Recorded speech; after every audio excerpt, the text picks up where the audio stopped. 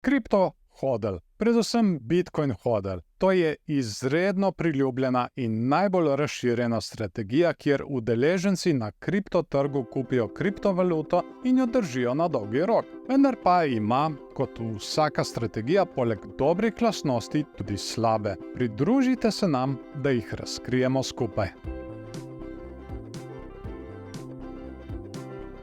Dobrodošli v naši seriji, kjer popolnim začetnikom pomagamo pri razumevanju kripta. V tokratni epizodi si bomo ogledali naložbeno strategijo imenovano hodl. Seveda si bomo ogledali tudi ostale, kot so DCA, inteligentni portfelji, staking, swing trgovanje. In zato, da kakšnega videa slučajno ne zamudite, vam vsekakor priporočam, da se naročite na kanal in nastavite obveščanje, da vas bo YouTube o novem videu takoj tudi obvestil.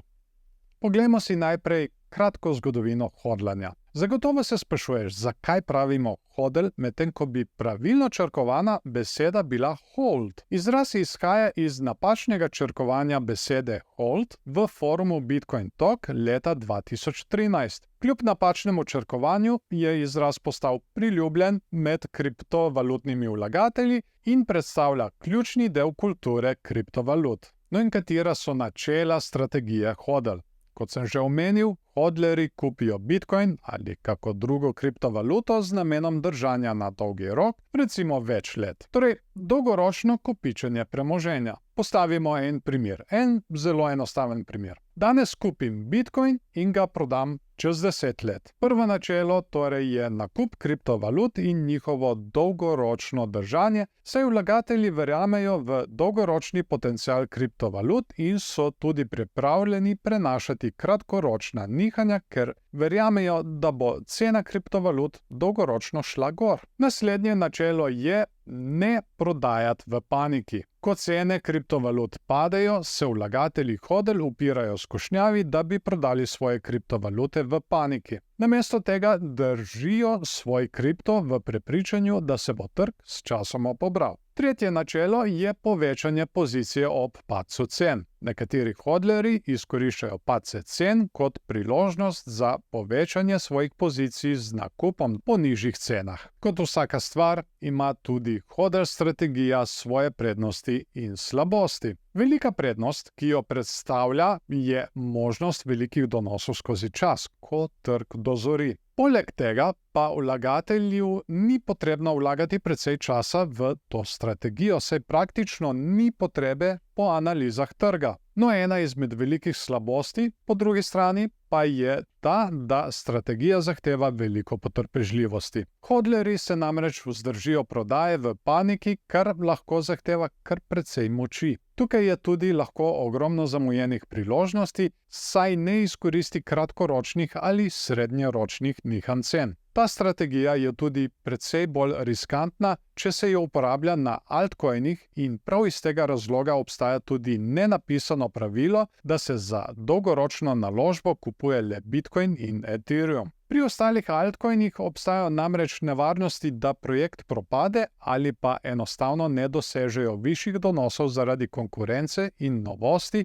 ki se neprestano pojavljajo na kriptotrgu. Zdaj pa ta glavno vprašanje, ali je kripto hodl zate? Strategija hodl ni primerna za vse vlagatelje. Preden se odločiš za naložbo v kriptovalute in uporabo strategije hodl, je pomembno, da skrbno pretehtaš tveganja in potencialna nagrajevanja. Pomembno je tudi, da vlagaš le denar, ki si ga lahko privoščiš izgubiti, sploh če vlagaš v altcoine. Na Kriptomatu smo prav zato sestavili vprašalnik, kjer boste lahko brez problema določili svojo naložbeno strategijo, ki bo ustrezala vam in vašim željam.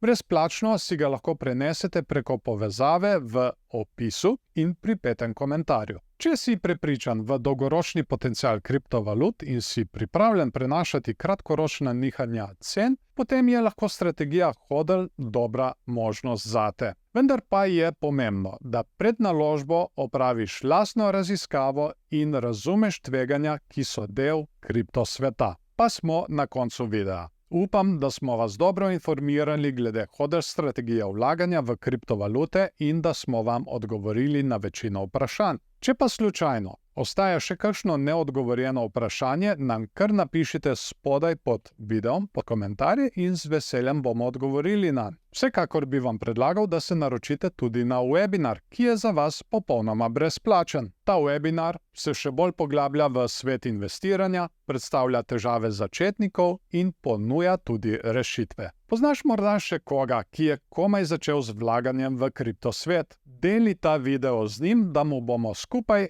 tako pomagali pri boljših naložbenih odločitvah. V naslednjem videu si bomo ogledali DCA strategijo ali Dollar Cost Averaging strategijo in sledili bodo še videi o drugih naložbenih strategijah. Ne bo se jih splačalo zamuditi, zato res predlagam, da se naročite na kanal in nastavite obveščanje, da vas bo YouTube o novem videu tudi takoj obvestil. Zdaj pa vas še lepo pozdravljam, imejte se fajn in se vidimo v naslednjem videu.